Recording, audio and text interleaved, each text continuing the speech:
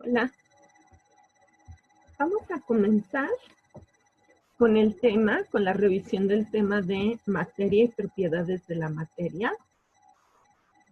En primer lugar, nosotros en química vamos a estudiar lo que es la materia y sus transformaciones, pero en general la química va a tener varias aplicaciones en la vida cotidiana.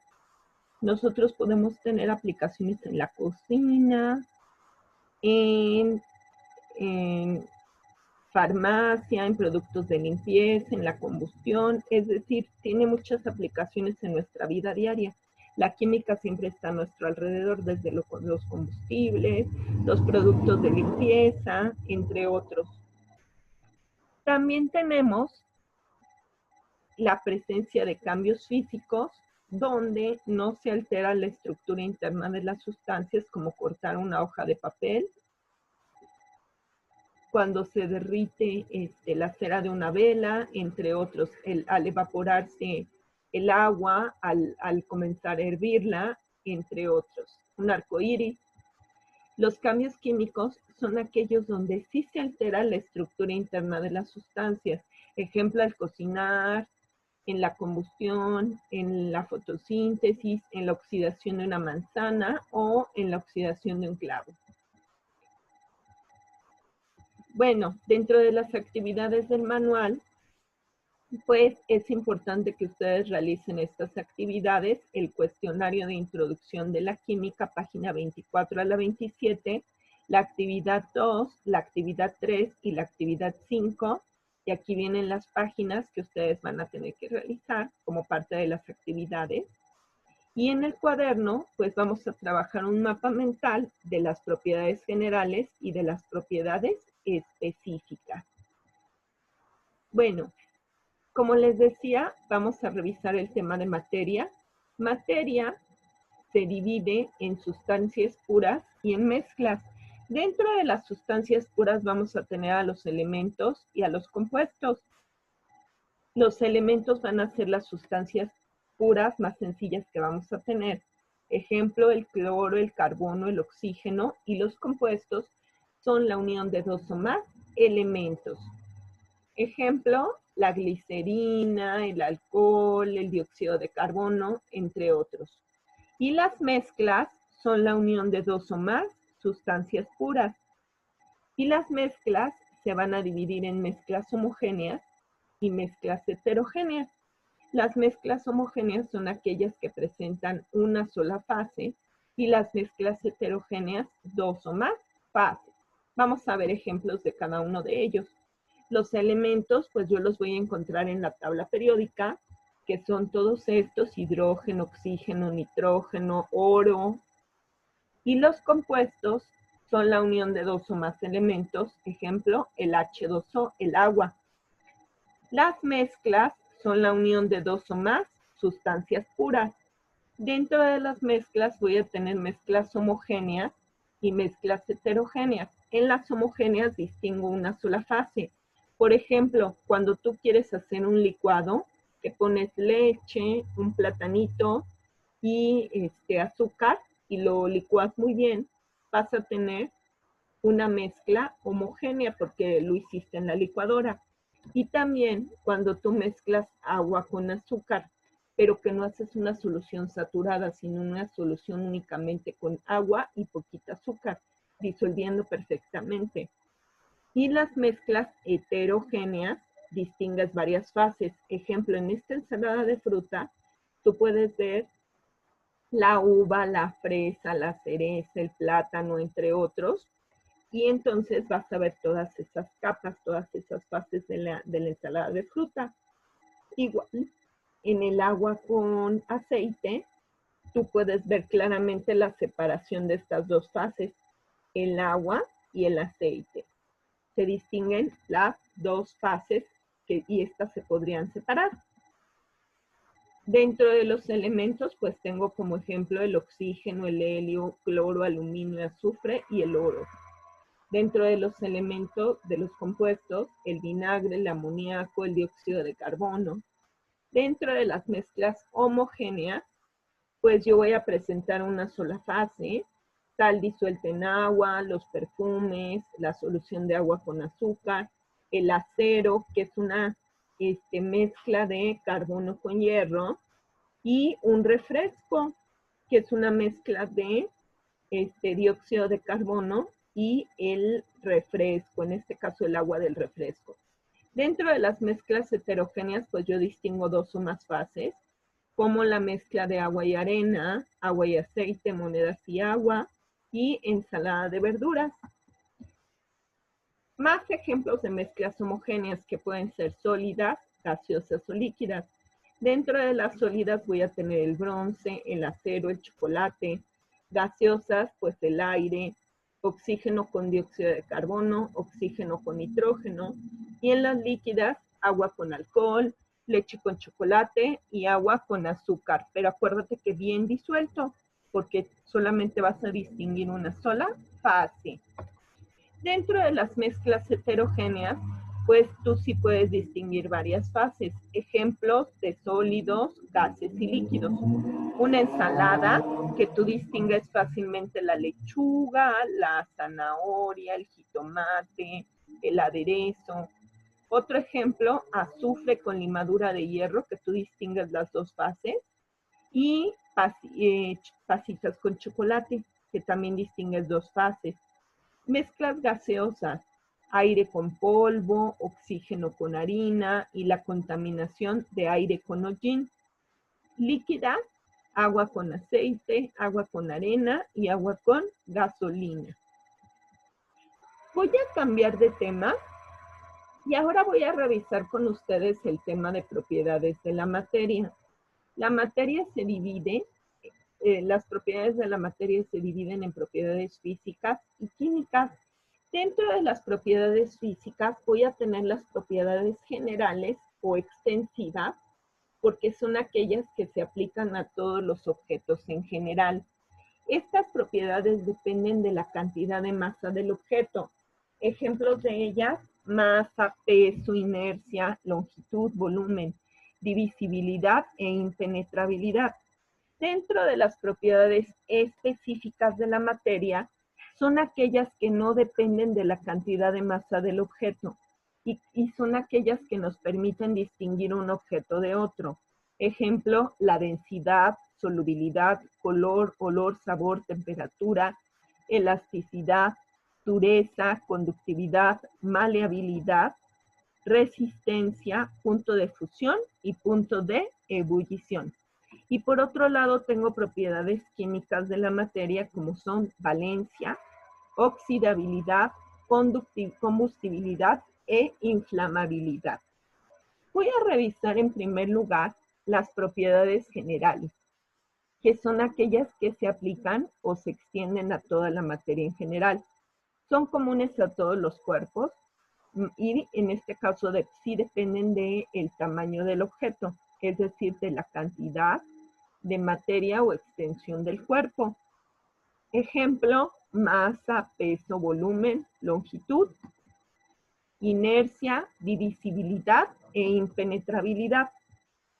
Voy a tener como ejemplos de propiedades generales, por ejemplo, la inercia, que lo puedo explicar con este balón, que este balón pues va a estar en estado de reposo hasta que alguien llegue y lo patee y entonces inicie su movimiento. Este va a permanecer quieto hasta que una fuerza modifique el estado en el que se encuentra. Otro ejemplo es la impenetrabilidad. Un cuerpo no puede ocupar el mismo lugar de otro cuerpo al mismo tiempo. Es decir, si yo tengo que el agua está ocupando el espacio, todo el espacio en este vaso, y quiero meter una piedra, pues entonces la piedra va a desplazar el agua para poder ocupar el espacio de esta agua. Es decir, ambas no pueden estar en el mismo lugar al mismo tiempo. Entonces el agua es desplazada por la piedra. También la porosidad. es otra propiedad de la materia porque todos los objetos tienen espacios o poros entre sus partículas. Entonces, hasta llegar incluso a nivel de las moléculas y al nivel de los átomos. Toda la materia está compuesta por espacios o poros. Luego tenemos la divisibilidad. La materia puede dividirse en partes cada vez más pequeñas, incluso hasta llegar a los átomos. Volumen. Volumen es otra propiedad general de la materia. Es la cantidad de espacio que ocupa un cuerpo. Y el volumen, yo lo puedo sacar en este caso con fórmulas si fueran objetos regulares. Pero en este caso, como tengo objetos irregulares, como esta piedra, esta coronita y esta pelotita, pues yo puedo obtener el volumen por medio del desplazamiento del líquido de una probeta. Yo tengo aquí un volumen de 30 mililitros. Si yo meto cada uno de estos objetos al interior de mi probeta, yo voy a observar el desplazamiento que está teniendo el volumen de la probeta. Y así yo puedo, por el desplazamiento del líquido en el interior de la probeta, yo puedo obtener su volumen. Y en este caso, 1 mililitro corresponde a 1 centímetro cúbico. Peso. Peso no es lo mismo que masa. La masa, pues, está dada en kilogramos, pero el peso depende de la fuerza de gravedad con la que los objetos son atraídos. Es decir, aquí en la Tierra, la atracción de la fuerza de gravedad es de 9.81 metros sobre segundo al cuadrado. Y entonces, kilogramos metros sobre segundo al cuadrado, que es una medida de fuerza, de la fuerza de la gravedad. Entonces, no va a ser lo mismo el peso de un objeto aquí en la Tierra que el peso en la Luna o el peso en otro planeta como Júpiter, que la atracción va a ser mucho mayor. Mi masa o la masa del objeto sí va a ser la misma, pero el peso sí va a ser diferente. Entonces ahí tendríamos que multiplicar masa por el valor de la gravedad. Así voy a obtener el peso. Dentro de las propiedades específicas, como ejemplos, tenemos la densidad, la solubilidad, las organolépticas que incluyen color, olor, sabor, la temperatura, elasticidad, dureza, conductividad, maleabilidad, ductibilidad, resistencia, punto de fusión, punto de ebullición, entre otras. Y son propiedades que no dependen del tamaño del objeto y que me permite distinguir o identificar una sustancia de otra. Ejemplo, la densidad. La densidad yo la voy a obtener como la relación entre la masa sobre el volumen.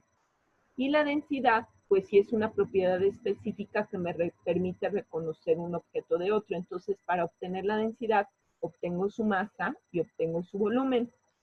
Si es que quisiera sacarla en el laboratorio. Pero ya existen tablas con los valores de la densidad.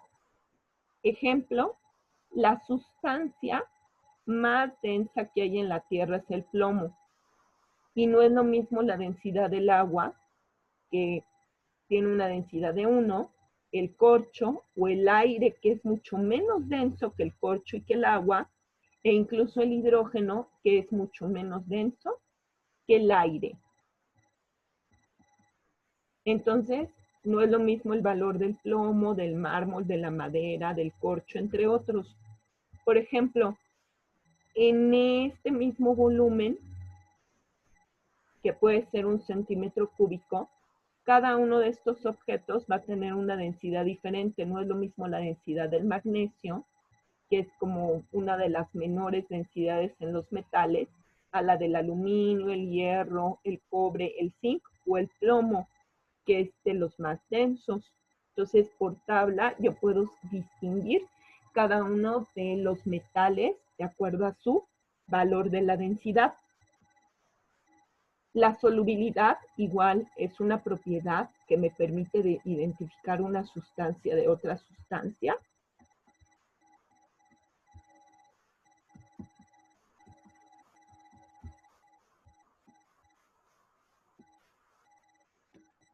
No es lo mismo la solubilidad de las sustancias que sí pueden disolverse en agua, por ejemplo, la sal, el azúcar, la gelatina, el alcohol, el vino, el jabón, el oxígeno, el vinagre y el bicarbonato de sodio sí son solubles en agua, pero no todas las sustancias se disuelven en agua. Por ejemplo, la pintura se disuelve en thinner o en acetona. El barniz de uñas se disuelve en acetona, por eso es que sí nos podemos despintar nuestras uñas con acetona. El pegamento se disuelve en formol. Los aceites y ceras se disuelven en éter. Las resinas y gomas se disuelven en tolueno. El caucho y el cuero se disuelven en xileno. Las grasas se disuelven en metanol. Y el café se disuelve en leche o en agua. Igual la conductividad, pues no todas las sustancias van a ser buenas conductoras del calor o la electricidad, ¿cierto? Por ejemplo, aquí en esta tabla tenemos los valores de conductividad térmica. Fíjense cómo el oro, que es un metal, tiene un valor alto de conductividad. El diamante también es un excelente conductor. El litio, que es otro metal. El bronce. Pero el corcho, que es un no metal. El vidrio, la tierra, el alcohol, la madera, son no metales y no son buenos conductores de la electricidad. Entonces los metales sí son muy buenos conductores de la electricidad y cada uno va a depender de las sustancias si son mejores conductores que otros. Y en cambio sabemos que los no metales pues no son buenos conductores de la electricidad. Por ejemplo, ¿quién transmite el calor más fácilmente? ¿Una cuchara de metal, una cuchara de plástico o una cuchara de madera? ¿Tú cuál crees que sea mejor? Pues en este caso, el metal, porque los no metales como el plástico y la madera no van a ser buenos conductores del calor. Igual dentro de las propiedades específicas tenemos el punto de ebullición y el punto de fusión. El punto de ebullición es el paso del estado líquido al estado gaseoso y el punto de fusión del paso de sólido a líquido. No es lo mismo el punto de ebullición del agua, que a nivel del mar sería a 100 grados centígrados, que de los metales que tienen altísimos puntos de fusión y de ebullición. Fíjate cómo la plata tiene un punto de ebullición de 2000 grados, el titanio de 3000 e incluso el carbono de 4827 grados centígrados. Y en cambio, algunos gases como el neón y el nitrógeno tienen puntos de fusión negativos, incluso el helio, menos 269 grados centígrados, con el punto de ebullición. Dentro del punto de fusión, pues también tenemos que los metales tienen altísimos puntos de fusión, por ejemplo el osmio, el oro líquido a 1000 grados, el agua funde, es decir, pasa de sólido a líquido a los 0 grados, la fusión del helio a los menos 272, el hidrógeno a los menos 259, etc. Bueno, como parte de las actividades de esta semana, vas a resolver el siguiente caso acerca de las propiedades de la materia. El caso tiene que ver con que tú puedas reconocer un objeto con base a sus propiedades de la materia. Y voy a tratar de ser muy clara en la explicación de este caso. La pregunta es, ¿se puede reconocer un objeto solo por sus propiedades? ¿Cómo vamos a resolver esta pregunta, muchachos?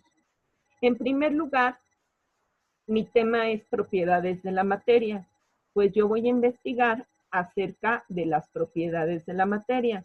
Entonces, ¿se puede reconocer un objeto solo por sus propiedades?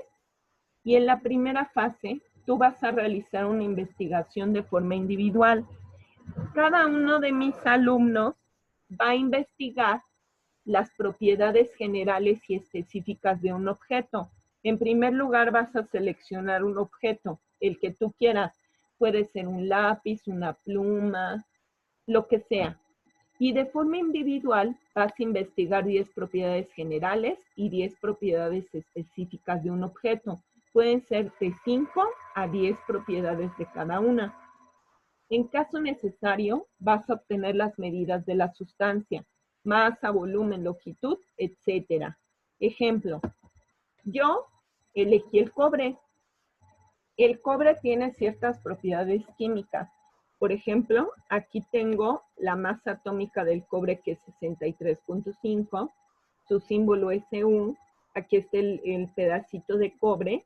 Yo elegí un pedacito muy pequeño de alambre de cobre que tiene 5 centímetros de largo, calibre 23, pesa, su masa es 3 gramos, su peso, la masa la multipliqué por la constante de la gravedad, que es 9.81 kilogramo metros sobre segundo al cuadrado, y me dio 29.43 newtons.